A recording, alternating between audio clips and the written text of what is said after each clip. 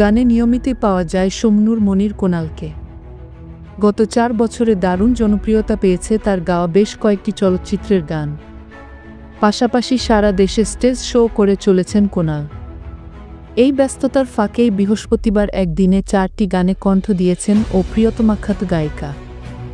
জানা যায়, এদিন ঢাকার কাছাকাছি দূরত্বে 3টি স্টুডিওতে 4 গানে কণ্ঠ দিয়েছেন তিনি। কোনাল বলেন, আমার গানের গীতিকার ও সুরকারদের ধন্যবাদ। তারা আমার জন্য গান তৈরি করেছেন। গানগুলো কোনো চলচ্চিত্র বা নাটকে ব্যবহার করা হবে। তবে নাটক ও চলচ্চিত্রের নাম এখনই বলতে চাই না।